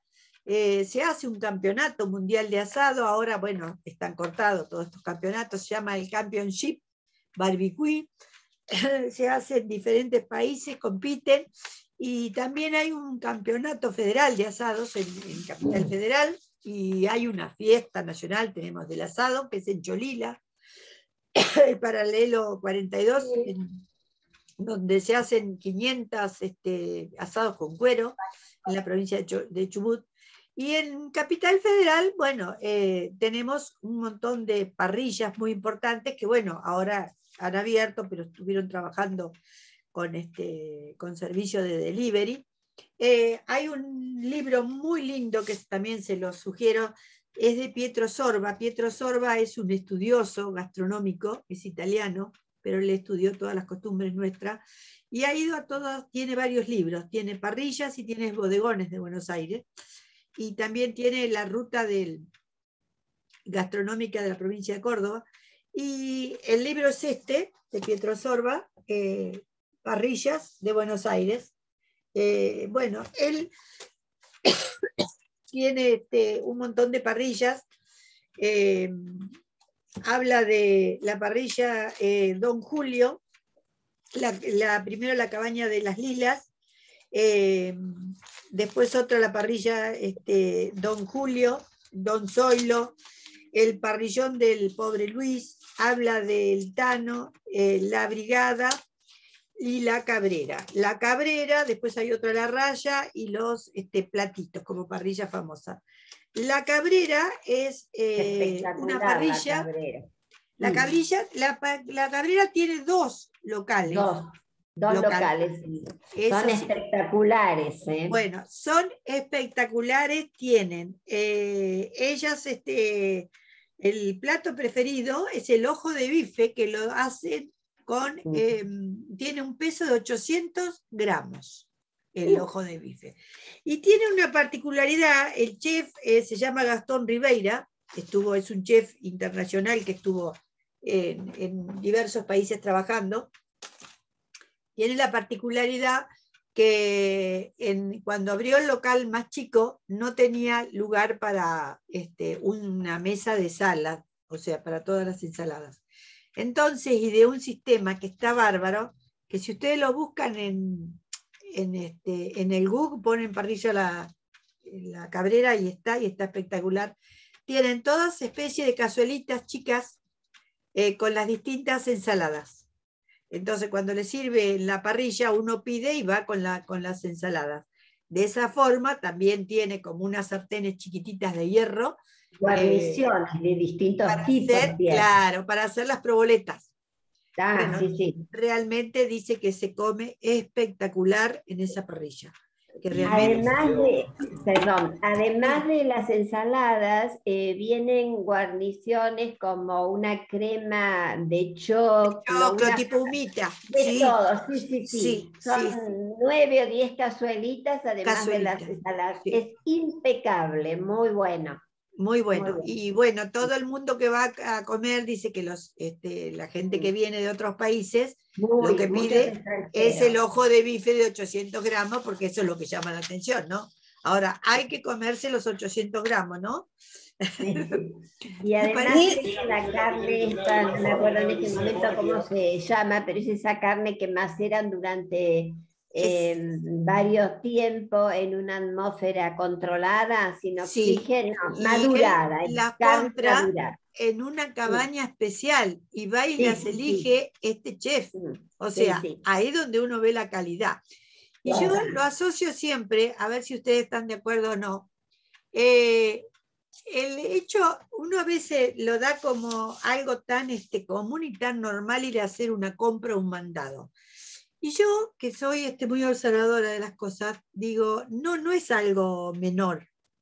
Porque yo mando a una persona a comprar tomates y la persona pide tomates y le dan tomates. Pero si voy a comprar yo sé para qué lo voy a usar. Y si voy a comprar tomate para ensalada, voy a elegir más verde. Y si quiero para salsa, voy a elegir. Con todos los alimentos pasa lo mismo. Claro. Si uno manda a comprar carne, todo ese tipo de alimentos es así. Entonces lo que hace él es extraordinario, porque él ve todo el proceso que tiene esa vaca para llegar a la carne, cómo está alimentada la vaca, la condición del de la atmósfera controlada, todo, hasta que llega al faenamiento. Y bueno, realmente ahí obtiene una cosa de calidad. Y es distinto a decir, hoy es lo mismo que si uno manda a comprar asado. Bueno, sí, anda a comprar tanto. Y a uno le gusta del medio, a otro le gusta del costado, otro... Bueno, ahí está la diferencia. Por eso que la calidad... Ahora, Nilda, fíjate cómo nos hemos quedado en Bahía Blanca sin una buena parrilla. Yo me acuerdo hace años, estaba en Chiclana, mi viejo. Sí, no sé si te acordás. Sí. Bueno, yo vivo a 30 metros del mundo de la parrilla, acá en Colón. Sí. Bueno, antes de la pandemia fuimos a comer con una amiga mía al mediodía y comimos matambrito tiernizado. Sí. Nos intoxicamos las dos. Es decir, el olor que llega ahora a mi departamento desde la parrilla es asqueroso. Claro. Y al principio cuando abrieron, me atendían. Bueno, a mí la otra que nunca me convenció fue la barraca, la que está allá en el Paseo de las Esculturas. Claro, no, pero eran, vos viste que los matambres los servían, eran todos Sí. La carne era como que estaba marcada ya, no era una carne puesta en el momento. Acá a mí no me gusta. Sí. La parrilla, ¿te acordás? La chimenea que estaba en calle Sí. Saavedra, esa era muy buena, en una época fue muy buena. A mí lo que no me gusta cuando me traen, viste, como trae el mundo de la parrilla, el platito con pedacitos. Es como no sabes si lo sacó de otro lado, de otra vez. ¿Sabes qué pasa, Ana? Que hoy está todo supeditado a los costos. Todo está a los costos. Entonces están así, es todo ese tipo de cosas. La gente que trabaja en las parrillas y en todo, te dice que cuando comes la empanada de entrada, es lo que sobró, que juntan de los platos y te hacen la carne picada. Lo que pasa que le ponen muchas especias, muchos condimentos.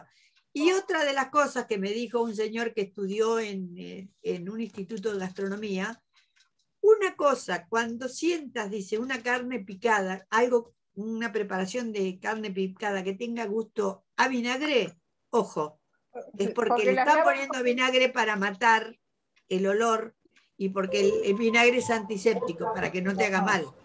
¿Vieron la película ustedes, El Patrón?